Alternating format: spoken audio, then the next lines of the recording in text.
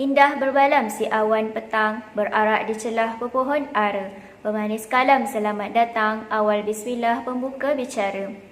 Bismillahirrahmanirrahim. Alhamdulillahirrabbilalamin. Wassalatu wassalamu ala ashrafil anbiya'i wal mursalin wa ala alihi wa sahbihi ajma'in.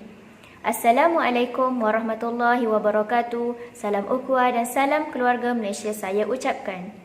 Ahli panel dan sidang penonton yang dirahmati Allah sekalian, segala puji-pujian kehadirat Allah Subhanahu Wa Taala kerana dengan limpah kurnia dan izinnya dapat kita bersama-sama bersua dalam satu forum ilmiah bersama saya Nurdiana binti Muhammad Rosni selaku moderator pada hari yang indah bersamaan dengan 14 Ramadan 1443 Hijriah.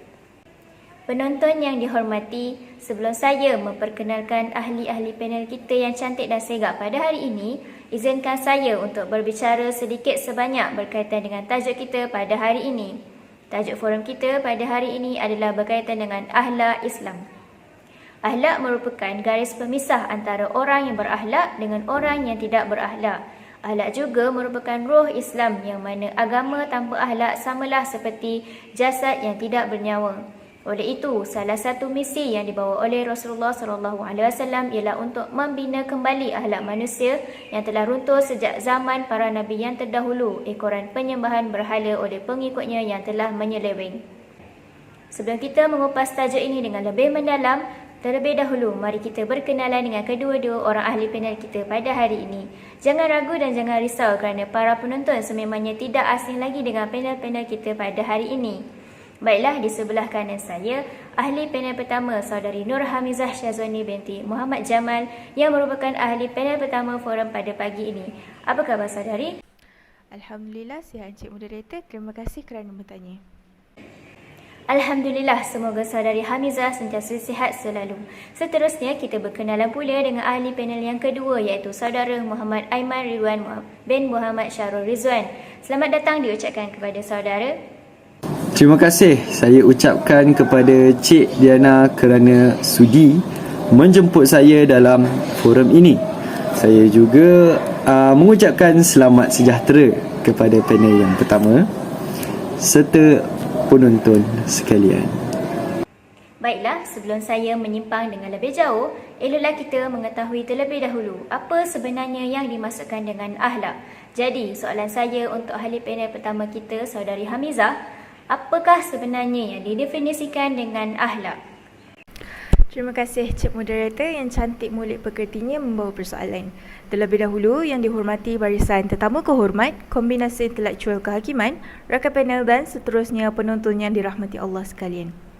Akhlak secara bahasa diartikan sebagai perangai, tabiat, budi pekerti dan sifat seseorang.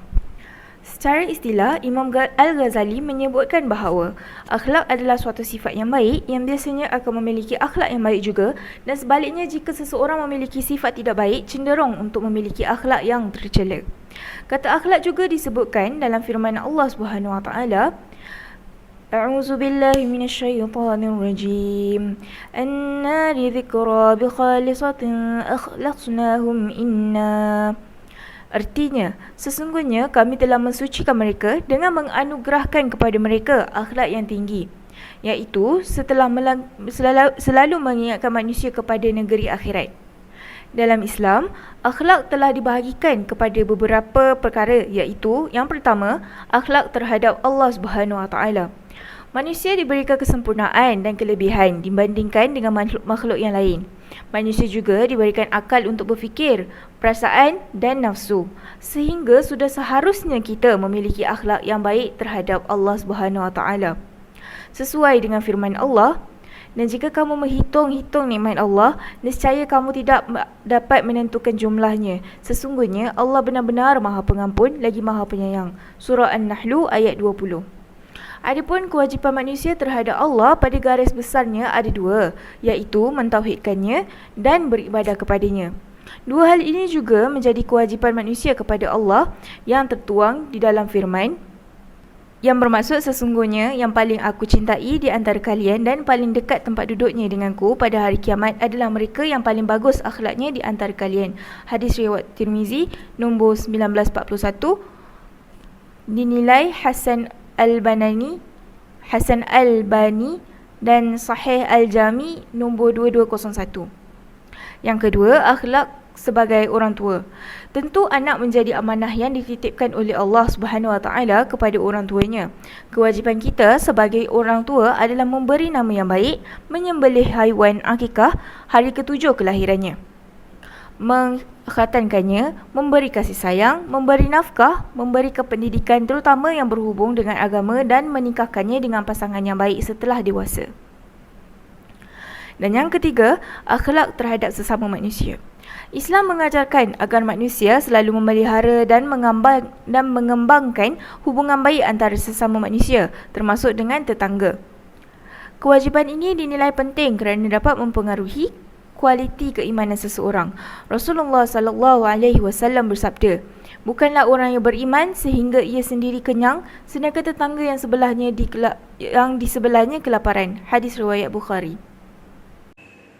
Terima kasih kepada panel pertama kita, Saudari Hamizah, atas lontaran konsep yang utuh lagi berisi. Setelah kita mendengar definisi akhlak sebentar tadi, pastinya para penonton sekalian tertanya-tanya mengenai apa dan bagaimana sebenarnya ciri-ciri akhlak Islam. Memandangkan perkara ini juga penting untuk kita sebagai umat Islam untuk cakna. Justeru, saya ingin meminta ahli panel kedua kita iaitu Saudara Aiman untuk menerangkan mengenai ciri-ciri akhlak Islam. Silakan saudara. Terima kasih saya ucapkan kepada Saudari Diana. Ciri-ciri akhlak dari segi Islam ada banyak. Antaranya ialah yang pertama, bersifat mutlak dan menyeluruh. Akhlak Islamiah bersifat mutlak, tidak boleh dipinda atau diubah suai. Ianya dikenakan kepada seluruh individu tanpa mengira keturunan, warna kulit, pangkat, tempat dan masa. Ianya merangkumi semua orang. Yang kedua, akhlak melengkapkan dan menyempurnakan tuntutan. Ianya ditinjau dari sudut kejadian manusia yang dibekalkan dengan pelbagai naluri. Akhlak Islamiah adalah merangkumi semua aspek kemanusiaan seperti rohaniah, jasmaniah dan akliyah.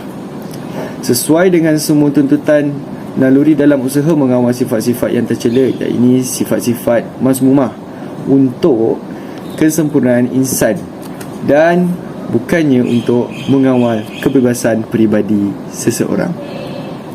Baiklah, yang ketiga, akhlak bersifat sederhana dan seimbang. Tuntutan akhlak dalam Islam adalah sederhana, tidak membebankan sehingga menjadi pasif, dan tidak pula membiarkan sehingga menimbulkan bahaya dan kerosakan. Baiklah, kita seterusnya adalah yang keempat, ianya mencakupi suruhan dan larangan.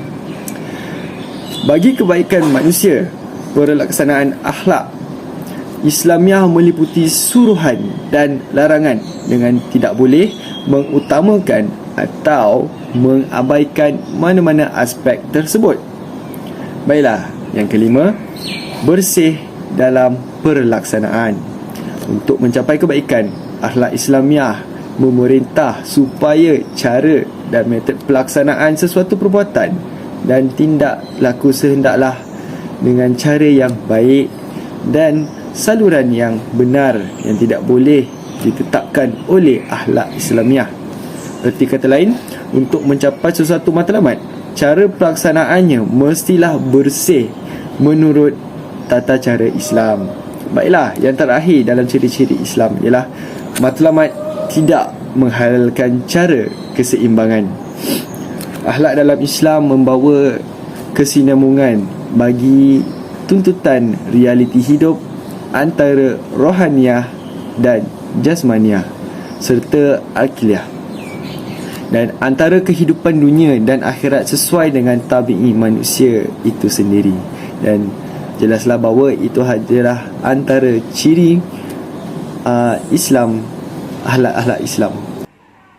Terima kasih kepada Saudara Aiman atas penerangan yang cukup jelas sebentar tadi. Sekarang kita sudah lebih faham mengenai definisi akhlak dan ciri-ciri akhlak. Banyak perkara mengenai akhlak yang kita pelajari pada hari ini. Beralih kepada ahli panel pertama kita, Saudari Hamizah. Bolehkah saudari menyatakan dalil-dalil yang berkaitan dengan akhlak? Silakan saudari. Terima kasih kepada Cik Moderator kerana memberi saya peluang untuk berkongsi beberapa dalil yang berkaitan dengan akhlak Islam. Seperti yang kita tahu, akhlak adalah hal yang penting bagi seseorang Muslim sebab orang yang beradab dan berakhlak mulia jika mempunyai ilmu akan mudah untuk mengamalkannya dan tidak sombong dengan ilmunya.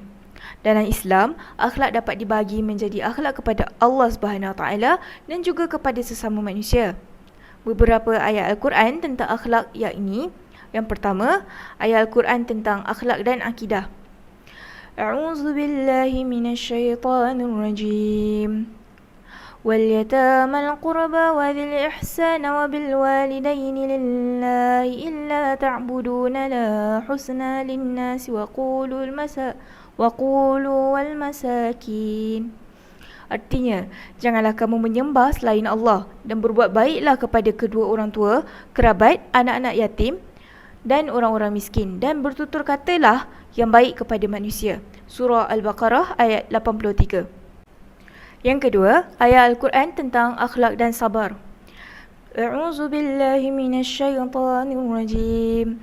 Al-khashi'ina ala illa kabiratan wa innaha was-salata bis-sabri wasta'inu.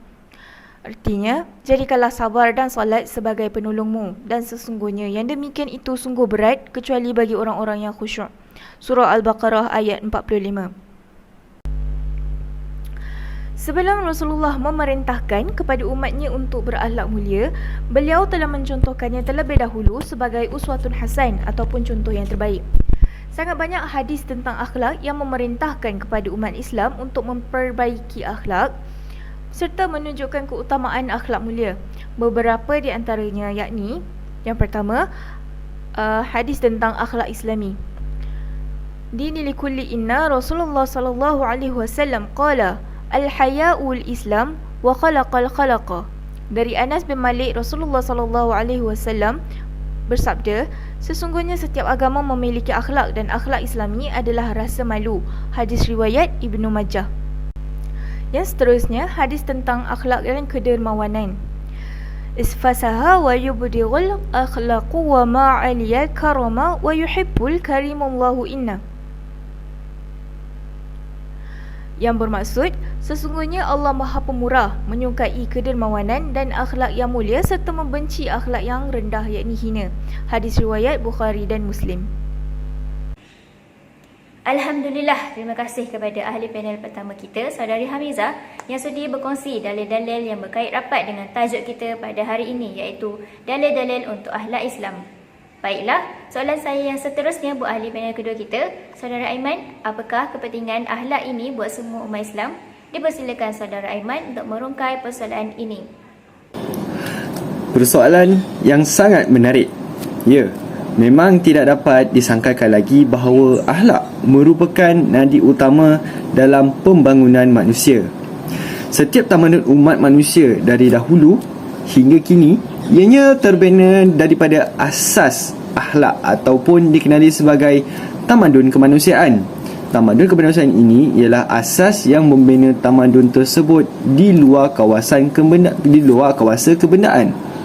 Oleh itu, antara kepentingan akhlak yang mulia ialah yang pertama, akhlak mencorakkan tingkah laku.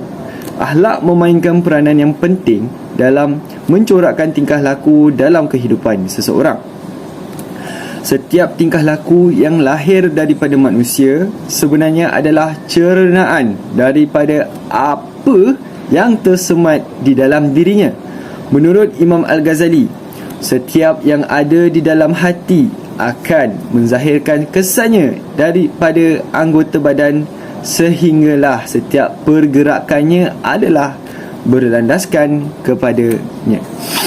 Maka dengan ini, sehingga apabila akhlak menjadi sebati di dalam diri, ianya akan melahirkan tindakan yang spontan, bergantung juga kepada nilai akhlak yang ada pada seseorang. Baiklah, yang kedua, akhlak mempengaruhi neraca pertimbangan.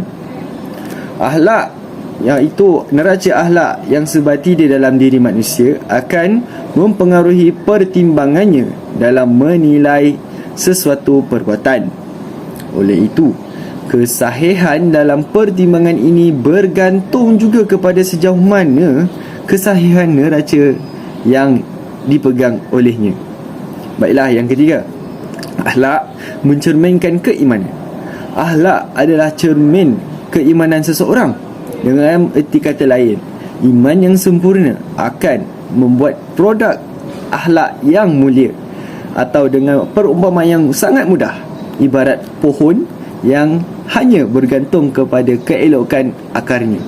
Seperti yang disabdakan oleh Rasulullah sallallahu alaihi wasallam, an Abi Hurairah radhiyallahu anhu qala Rasulullah sallallahu alaihi wasallam, akmalul mu'minina imanan ahsanuhum khuluqa wa khiyarukum linisaihim. Riwayat At-Tirmizi, yang bermaksud di kalangan mukminin yang paling sempurna imannya ialah yang terbaik akhlaknya.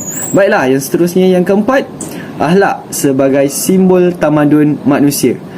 Tamadun sesuatu umat adalah terletak kepada sejauh mana penghayatannya dan kemurniannya, sumber peradabannya. Akhlak adalah sebagai mercu tanda berjaya atau tidak sesuatu umat dalam melakukan proses kemajuan dan pembangunan. Nescaya tanpa akhlak, manusia akan berada di lembah kehinaan. Biarpun kejayaan material yang dicapai mereka sangat menakjubkan, faktor membelakangkan akhlak jugalah yang menyebabkan sesuatu umat tersebut tidak mencapai ketamadunan yang sebenar. Nak diberikan contoh, kepercayaan Hindu yang membelakangkan etika akhlak mengakibatkan umatnya tidak bertamadun, seperti yang berlakunya perhambaan diri yang dibawa kepada hawa nafsu. Baiklah, begitu juga dengan tamadun barat yang berasaskan oleh ideologi kapitalis dan lain-lainnya, jatuh satu persatu kerana kesan sampingan nilai-nilai akhlak yang mereka tepikan nilai-nilai akhlak tersebut. Baiklah, yang kelima, akhlak adalah mangkin perubahan. Aspek keseluruhan akhlak dan kerohanian perlulah diambil berat serta diberi pemfokusan yang utama dalam melakukan setiap agenda perubahan kepada masyarakat. Ini adalah kerana sebagai mangkin perubahan, sebagaimana yang diulas oleh Imam Asy-Syahid Hasan Al-Banna, yang ini sebagai tongkat perubahan. Ini kerana krisis yang dihadapi oleh dunia adalah merupakan krisis kejiwaan dan kerohanian sebelum ianya menjadi krisis ekonomi dan politik. Begitulah pentingnya akhlak dalam membantu proses perubahan, walaupun di saat-saat kritikal seperti dalam medan peperangan. Sejarah Islam telah membuktikan bahawa keruntuhan akhlak dan moral akan menggagalkan usaha perubahan. Seolah akhlaklah yang menjadi sebagai persiapan dan persediaan dalam menempuhi sesuatu genting perubahan ini. Ketika melihat apa yang telah berlaku di Turki ketika kejatuhan Khalifah Utsmaniyah, di antara faktor kelembapannya dan kejatuhannya adalah disebabkan keruntuhan nilai akhlak di kalangan pemerintah dan juga tentera-tenteranya. Baiklah, secara kesimpulannya dapatlah saya nyatakan bahawa akhlak merupakan sumber kekuatan yang dapat mengangkat darjat manusia ke tahap yang mulia. Ini kerana seseorang insan itu bukan dilihat berdasarkan tubuh badan atau anggota, tetapi ianya dilihat dari segi perlakuan akhlak. Sesungguhnya akhlaklah adalah cerminan diri kita. Sungguh bernas sekali pandangan saudara Aiman. Terima kasih atas penerangan saudara sebentar tadi. Terima kasih juga saya ucapkan kepada kedua-dua ahli panel kita kerana sudi menyuarakan pandangan masing-masing. Semoga apa yang kita pelajari pada hari ini memberi banyak manfaat kepada para penonton sekalian, termasuk diri saya sendiri. Baiklah, sekarang tibalah masa untuk kita memberi sedikit ruang kepada para penonton untuk mengajukan soalan-soalan yang terbuku di dalam hati. Dipersilakan. Alhamdulillah, harapnya jawapan yang diberikan oleh para panel kita ini mencukupi untuk menjawab soalan-soalan yang diutarakan, ya?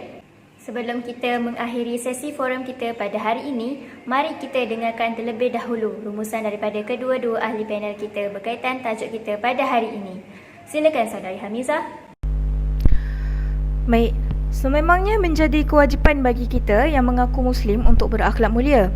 Kita bergaul dengan masyarakat penuh lemah lembut dan bertolak ansur, pintar dan berintegriti. Kedudukan kita dalam kalangan masyarakat seperti bunga yang berkembang mekar, berbau harum dan halus. Mereka bersikap penyayang dan merendah diri. Ini kerana mengucapkan perkataan yang baik adalah hasil daripada akhlak yang terpuji, manakala pengucapan perkataan yang buruk hasil daripada akhlak yang keji. Sehubungan itu, akhlak yang baik menuntut jiwa yang pengasih dan bersikap lemah lembut. Akhlak yang jahat pula menuntut sikap benci-membenci dan saling membelakangkan antara satu sama lain. Akhlak yang baik adalah sesuatu yang tidak dapat disembunyikan kelebihannya dalam Islam. Adalah menjadi kewajipannya bagi setiap individu Muslim menzahirkannya, dan perbuatan seperti ini sesuatu yang dipuji Allah Subhanahu Wa Taala. Sebagaimana pujiannya terhadap Rasulullah sallallahu alaihi wasallam yang bermaksud, sesungguhnya engkau wahai Muhammad mempunyai akhlak yang terpuji. Surah Al-Qalam ayat 4. Allah Subhanahu Wa Taala mendatangkan larangan daripada melakukan perbuatan yang keji. Hal ini terbukti daripada banyak hadis. Sebahagian daripadanya ialah dengan sabda Rasulullah sallallahu alaihi wasallam kepada isterinya Sayyidatina Aisyah yang berbunyi, hendaklah kamu bersikap lemah lembut dan jangan sesekali kamu bersikap kasar serta mengucapkan perkataan yang keji. Riwayat Al-Bukhari, Fath Al-Bari. Dalam hadis yang lain, baginda sallallahu alaihi wasallam bersabda, sesungguhnya Allah Subhanahu Wa Taala tidak menyukai perkataan yang buruk dan orang yang bodoh sombong serta orang yang melaungkan perkataan keras di pasar. Mereka itu alim dalam urusan dunia tetapi jahil dalam urusan akhirat. Riwayat Al-Baihaqi.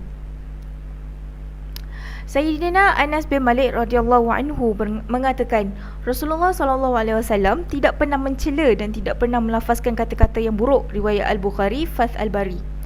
Kesimpulannya, umat Islam wajib mempunyai budi pekerti yang mulia sebagaimana yang dicontohkan Nabi Muhammad sallallahu alaihi wasallam. Mereka bersikap penyayang dan belas kasihan terhadap saudara seagama, tetapi bersikap tegas dan berhemah dengan bukan Islam serta berusaha menarik minat mereka kepada Islam. Ingatlah bahawa setiap umat Islam adalah duta kepada agama Islam. Jadi jangan sesekali merosakkan reputasi agama dengan kelakuan kita. Sekian, terima kasih. Terima kasih Saudari Hamizah. Baiklah, kita dengarkan pula rumusan daripada ahli panel kedua kita. Silakan Saudara Aiman. Baiklah, apa yang dapat saya rumuskan ialah akhlak ini sangat penting dalam kehidupan kita.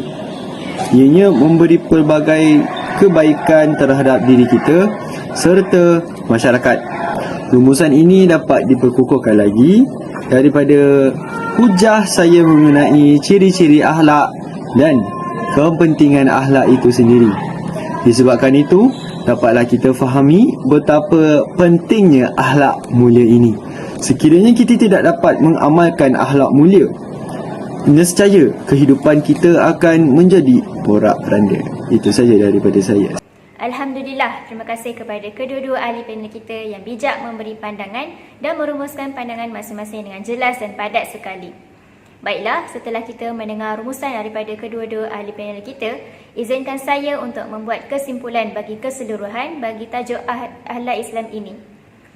Akhlak adalah sesuatu perilaku yang boleh diubah dan dibentuk. Contohnya Saidina Umar Al-Khattab, sebagaimana keadaan beliau semasa berada di zaman jahiliah berbanding keadaannya sesudah memeluk agama Islam. Dari sini dapat disimpulkan bahawa akhlak merupakan sesuatu yang semula jadi tetapi ianya perlu dibentuk.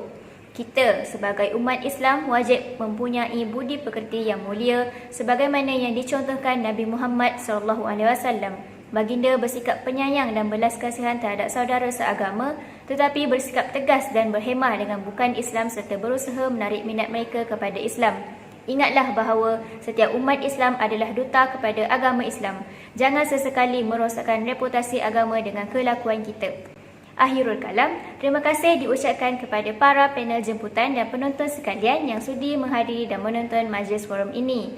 Diharapkan ilmu yang dikongsi pada hari ini dapat dimanfaatkan sebaik mungkin. Moga apa yang kita dapat hari ini tidak sekadar masuk telinga kanan, keluar telinga kiri. Sebelum mengakhiri bicara forum kita, terimalah serakap pantun yang berbunyi. Pohon berangan tempat bertemu, girangnya rasa si anak dara. Baliklah tuan membawa ilmu, binalah bangsa, bangunkan negara. Sekian sahaja kupasan tajuk untuk majlis forum kita untuk hari ini. Andai ada terkasar bahasa, tersilap bicara, mohon dimaafkan. Sesungguhnya yang baik itu datangnya dari Allah dan yang kurang elok itu datangnya dari kekhilafan kami sendiri. Wallahu alam. Saya akhiri forum pada hari ini dengan lafaz yang mulia. Wabillahi taufiq wal hidayah. Wassalamualaikum warahmatullahi wabarakatuh.